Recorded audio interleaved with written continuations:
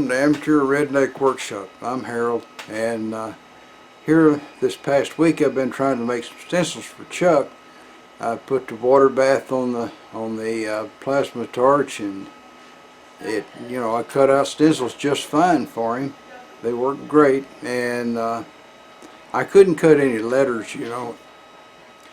It seemed like I asked other people, and they can't get down to cutting letters smaller than an inch themselves.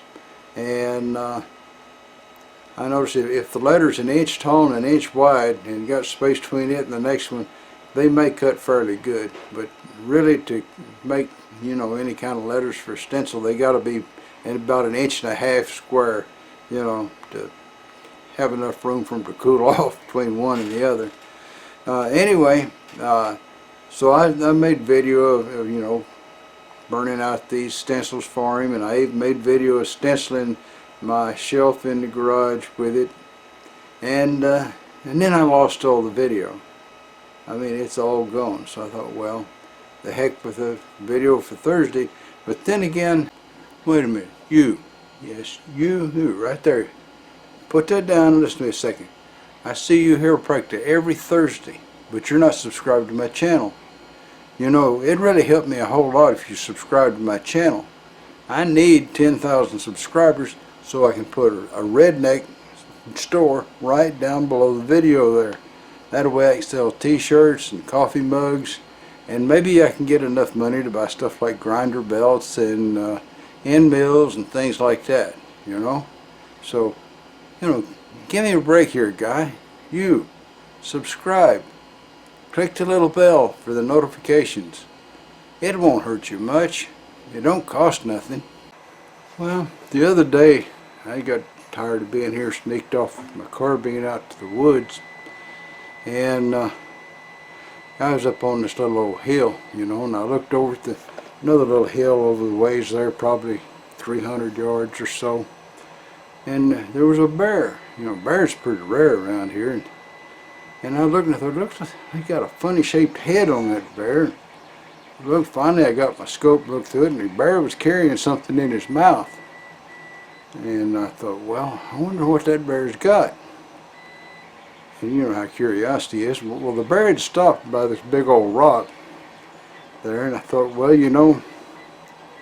I don't know if my hunting license covers bears, or if it's even bear season, But I noticed, that rock there, and I thought, well, I wonder if I was to shoot that rock, if it'd startle that bear and he'd drop whatever he's got in his mouth.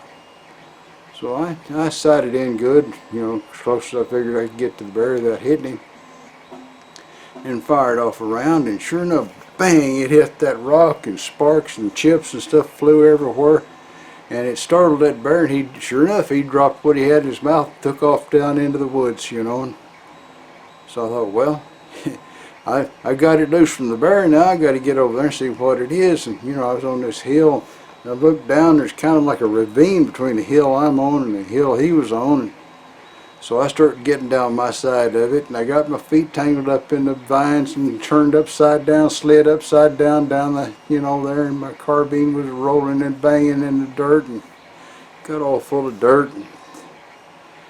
So I got across the bottom of that little ravine, and trying to get up the other side, I'd go up a ways and slide back down, and I'd go up and slide back down, and had slick grass on it, and finally I found some vines there, and I hang on to it, and I pulled myself up the other side and got up to the top. Sure hope it wasn't poison ivy or nothing. I never do know what that stuff is when I see it.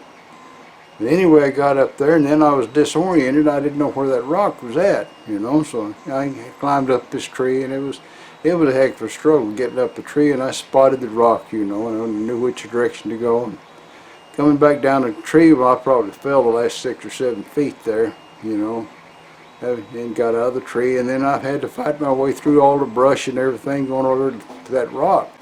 I finally got over to that rock. And you looked around to see what he had dropped. You know what that bear dropped? That right there. I can't help it. Alright, that outside screwball is blue instead of looking...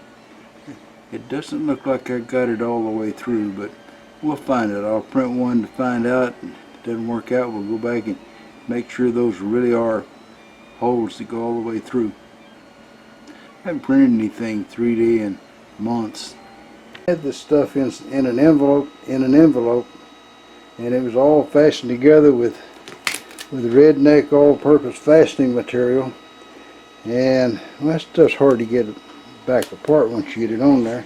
And I wasn't going to open it for nobody. And then I got to thinking, well, boss lady says I ain't going to the post office till they say we can quit staying home. And I thought, well, Chuck would probably like to see what the heck he's getting.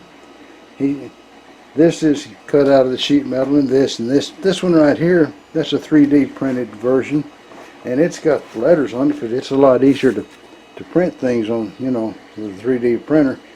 And I've got another version printing for him over there right now. So whenever I get all that done, they'll go back into the plain brown wrappers for a trip to California. And there you go. You know, it's 6 of one, half a dozen of the other, I guess. But there's Chuck's logos. This is the one that I sprayed on my shelf out there. So I got a Chuck logo too. Well, so there's that. That's what's up around here. And I guess I might as well put a joke on the end of this. I hate to put them on short videos, but what the heck. There ought to be some redeeming qualities to this video. Well, it seems like Boudreaux got in the fishing business. He bought him a charter boat a couple of years ago, and he hauls people way out in the Gulf of Mexico, you know. And since they go so far out, sometimes they pass various islands and things. So one day he's on his way out, and he's got this fishermen are all lined up around a rail looking over, and they come past this deserted island. This one fisherman looks over there, and he sees this ragged man with a beard running up and down the beach and waving and shouting and carrying on. He goes back and says, Captain Boudreaux, what on earth's going on there? Who is that? Boudreaux says, I don't know, me. He says, but he sure do like to see me. He says, he run up and down shouting and waving like that every time I pass this way. Well, that's all, folks. Y'all try to subscribe if you're not already a subscriber. Leave a comment if you got something to say. And above all, remember, keep on keeping on. Bye now.